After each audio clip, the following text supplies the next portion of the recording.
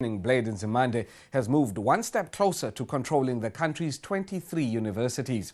This came with the passing of the Higher Education and Training Laws Amendment Bill in the National Assembly earlier last week. Now, the bill extends the powers of independent assessors appointed by the minister to investigate problems in institutions of higher learning.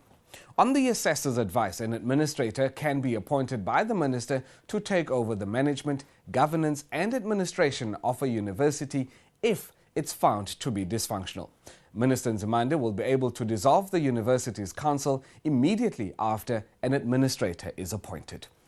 In too many of our institutions, we have uncovered serious instances of poor governance, maladministration or serious corruption.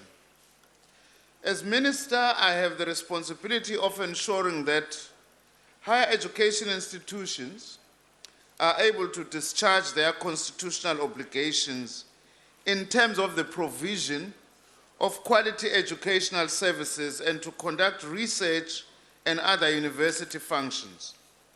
These obligations are compromised from time to time by a breakdown in the governance and management structures at educational institutions, prompting intervention by our department to restore good governance and management.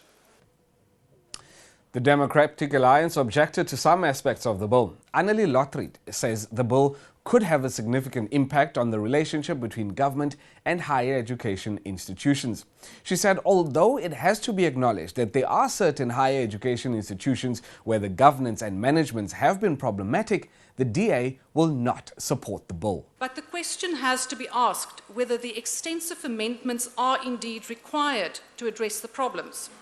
Does the existing legislation not provide the minister with sufficient mechanisms to deal with these problems?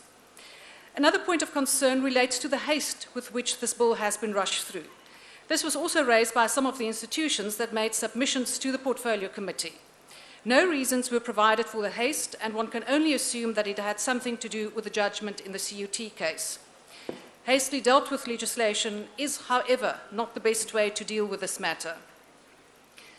The bill has to be analysed in the context of the relationship between government and higher education institutions, and especially in relation to the main findings of the Council of Higher Education's report of the Independent Task Team on Higher Education, Institutional Autonomy and Academic Freedom, in which it states that government steering of higher education has in recent years grown more directive, less consultative, and occasionally prone to a hierarchical decree.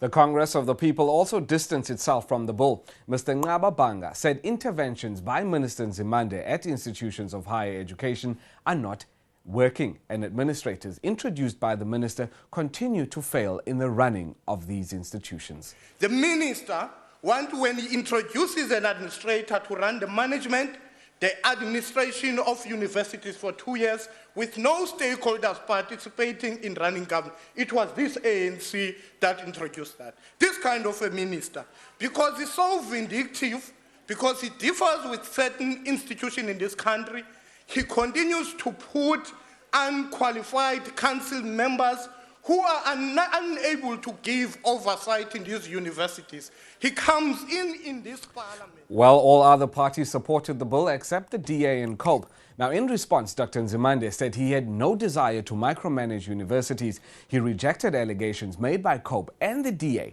that the legislation was rushed through Parliament to counter a court judgment in the CPUT case. I have no interest in micromanaging universities. And I have no interest also in closing space for academic freedom and autonomy. I know knowledge production requires freedom to think. But at the same time, we can't be powerless ministers unless the DA approves what we do. We don't account to the DA, we account to this house. And also, you are silent about instances of abuse of autonomy in order to pursue anti-transformation measures by some universities. Well, we've got to leave it right there. Unfortunately, our time is up. A View from the House will be back tomorrow with more news and views from the two houses of Parliament. Until then, please have a good day and goodbye.